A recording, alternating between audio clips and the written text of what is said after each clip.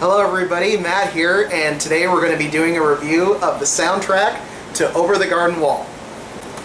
For those of you who don't know, Over the Garden Wall was a mini-series done by Patrick McHale for the Cartoon Network. It's an incredible series that tells the story of two brothers who end up in this weird place called the Unknown. And what the Unknown is kind of the space between spaces. You're never really sure what exactly is going on, and I don't want to say too much because I don't want to give much of it away, but it's a fantastic, beautifully animated, put together series that if you haven't seen, you definitely need to see it. It is really well done. The show is basically a mix of Alice in Wonderland with Wizard of Oz, Lord of the Rings, and those kind of weird journey stories that were really popular around the American turn of the century. The series itself stars Elijah Wood.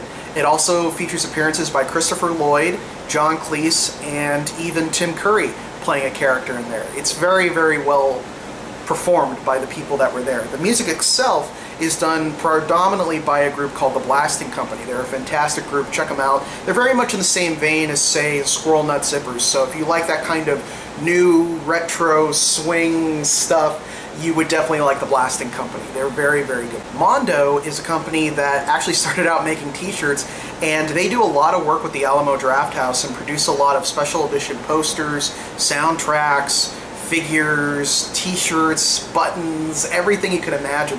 They really have a lot of love for pop culture and movies and comics and music, and anything that they produce is really, really good. So when I heard that they were the ones taking over this particular soundtrack, I was very, very excited because I knew it was going to be great. The album itself, you get original artwork. The vinyl itself is colored and it's very beautiful.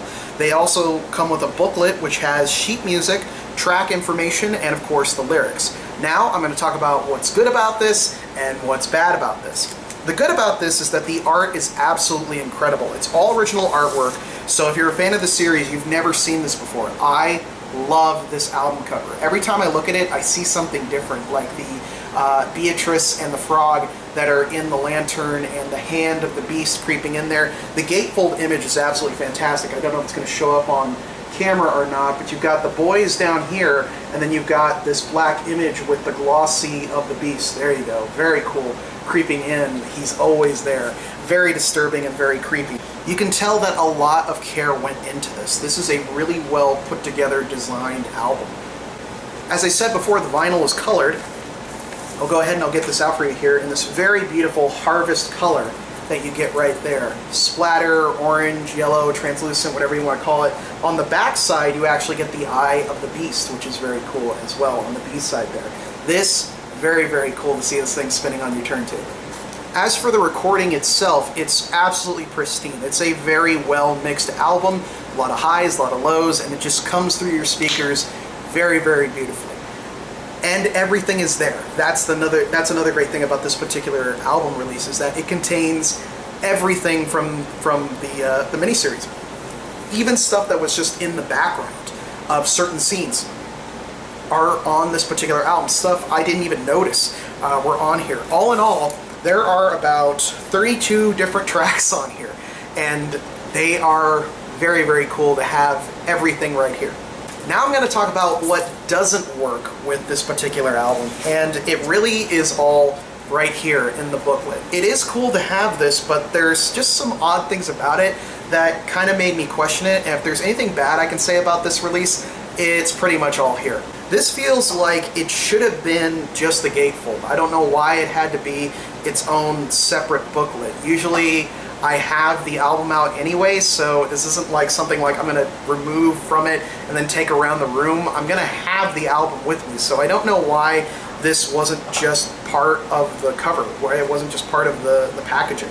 I mentioned before that there was sheet music in here, which when I read about that, I was very excited. I play guitar, and I was very excited to play some of these songs on my guitar.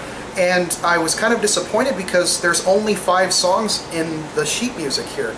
And even then, you can look and you can see there are no guitar chords here. Now I understand, you know, this didn't specifically say, hey, it's got the guitar chords in here, but I find it so odd that, you know, they wouldn't include that, and only 5 songs.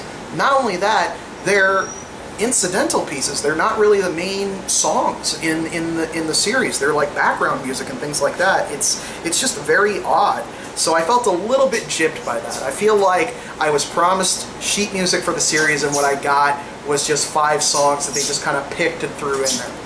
The other thing about this is I feel like I could have used more liner notes, and that's something that, you know, they used to give a Grammy for that. I don't know if they still do or not, but I would have loved to have had some background on how they made the music, behind the scenes, maybe some more art, some demos. Like, I don't know. It just feels like there's a lot in here, but it's a whole lot of nothing. I mean, you get the lyrics and you get track info. I mean, that's all stuff, again, could have been printed on the inside of the gatefold, and I don't understand why it has to be its own book.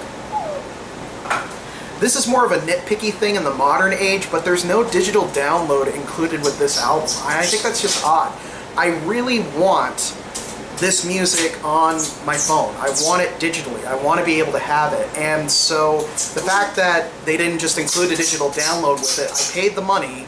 Why can't I have a digital download? It's just a nitpicky thing, but I feel in the modern age, if you're going to be buying a new album vinyl for $35, it should include a digital download of that music. That's just a nitpicky thing. I don't know if Mondo does that with any of their other releases, but I feel like it was really warranted here. So here's the bottom line on this release. If you are a fan of Over the Garden Wall, I would highly recommend getting this collection because it has everything in here. And if you are a fan of the series, you're obviously a fan of the art, fan of the music, fan of the characters. This is something that you want to have in your collection. If you're somebody that has not seen the series yet, you definitely want to wait. This would kind of be putting the cart before the horse. Isn't that right, Indy? Overall, this is a fantastic release. The only issues I had were with the booklet, but outside of that, very, very happy to have this music. That's all for today. I'll see you guys next time.